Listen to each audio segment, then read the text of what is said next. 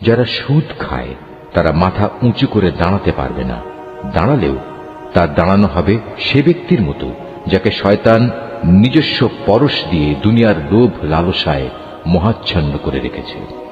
এটা এই কারণে যেহেতু এরা বলে ব্যবসা বাণিজ্য তো সুদের মতোই একটা কারবারের নাম, অথচ আল্লাহ তাআলা ব্যবসা হালাল করেছেন এবং সুদকে হারাম করেছেন।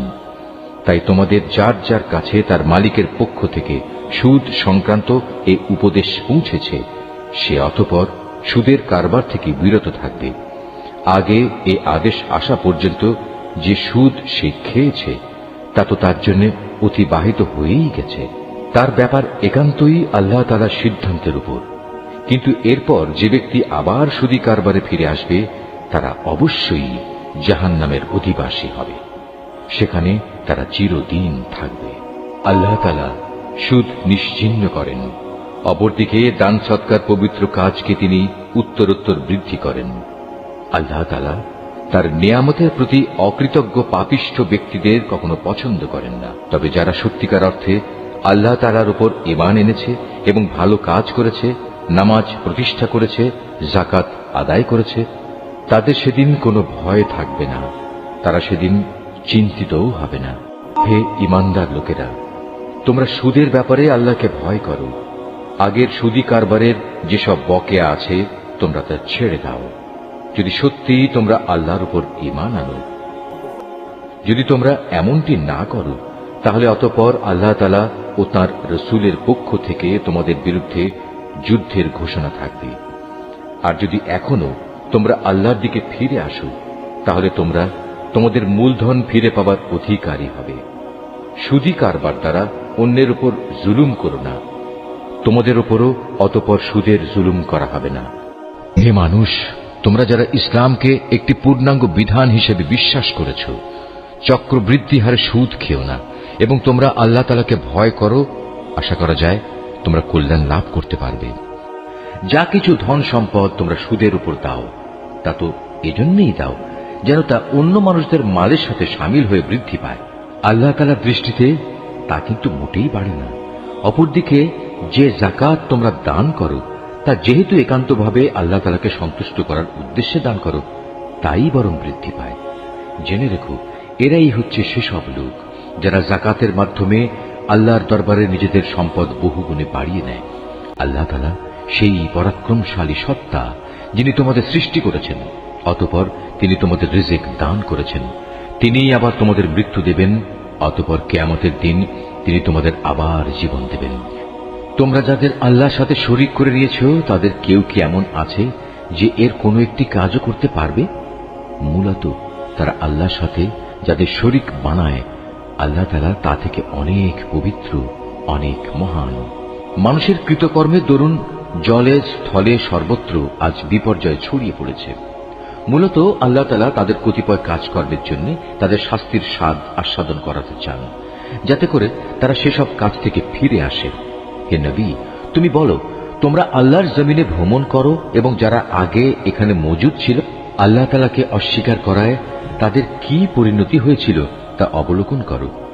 মূলত তাদের অধিকাংশ লোকই ছিল মুশরিক।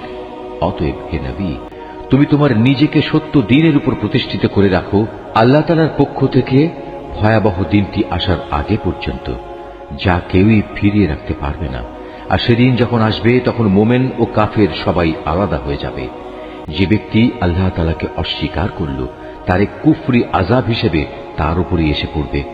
অপরদিকে যে ব্যক্তি নেক আমল করল তারাই যেন এর মাধ্যমে নিজেদের জন্য সুখ সজ্জা রচনা করল।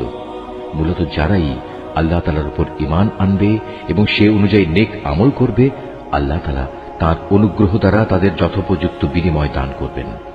আল্লাহ তাআলা কাফেরদের কখনো পছন্দ করেন না। তার মহান কুদরতের নিদর্শন সমূহের মাঝে এও একটি যে তিনি তোমাদের কাছে বৃষ্টির সুসংবাদবাহী বাতাস প্রেরণ করেন, যাতে করে তিনি তোমাদের তার অনুগ্রহের স্বাদ আস্বাদন করাতে পারেন।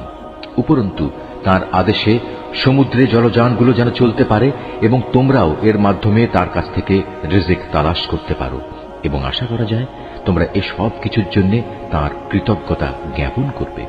হে রাসূল, আমি তোমার আগে আরো রসুল তাদের জাতির কাছে পাঠিয়েছিলাম, তারা নবুতের সুস্পষ্ট নিদর্শন সমূহ নিয়েও এসেছিল, কিন্তু তারা তা অস্বীকার করেছে। অতঃপর যারা অপরাধ করেছে আমি তাদের কাছ থেকে মর্মান্তিক প্রতিশোধ গ্রহণ করেছি, কেননা তাদের মোকাবেলায় ঈমানদারদের সাহায্য করা ছিল আমার উপর কর্তব্য। আল্লাহ তাআলা সেই মহান সত্তা যিনি তোমাদের জন্য বায়ু প্রেরণ করেন, অতঃপর তা এক সময় মেঘমালা সঞ্চালিত করে, তারপর তিনি যেভাবে চান তাকে আসমানে ছড়িয়ে দেন, তাকে টুকরো টুকরো করেন। এক পর্যায়ে তুমি দেখতে পাও তার ভিতর থেকে বৃষ্টিকণা বেরিয়ে আসছে। তিনি তার বান্দাদের মধ্যে থেকে যাকেই চান তার উপরেই তা পৌঁছে দেন।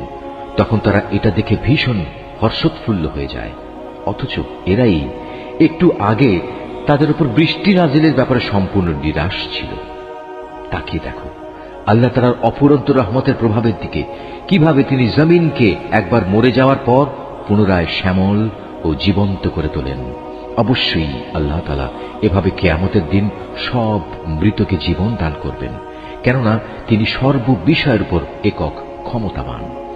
যদি আমি কখনো এমন বায়ু পাঠাতে শুরু করি যার ফলে মানুষ ফসলকে হলুদ রঙের দেখতে পায়, তখন অবশ্যই তারা আমার অকৃতজ্ঞতা জ্ঞাপন করতে শুরু করে। হে নবী, মৃতকে তো তুমি তোমার কথা শোনাতে পারবে না, না পারবে বধিরকে তোমার ডাক শোনাতে, বিশেষ করে যখন ওরা তোমাকে দেখেই মুখ ফিরিয়ে নেয়।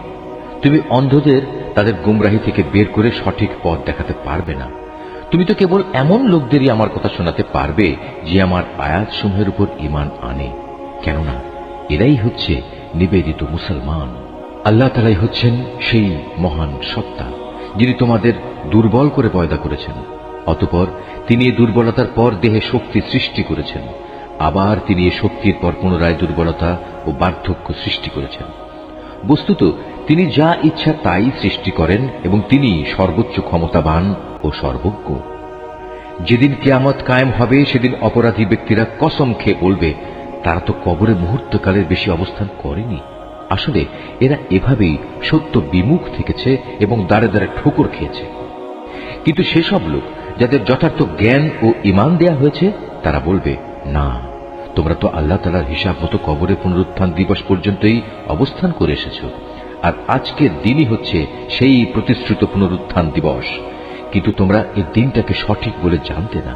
সেদিন জালেমদের ওজর আপত্তি তাদের কোনোই উপকারে আসবে না, না তাদের আল্লাহ তাআলার সন্তুষ্টি লাভের সুযোগ দেয়া হবে। হে নবী, আমি মানুষদের বোঝানোর জন্য এ কোরআনে সব ধরনের উদাহরণই পেশ করেছি।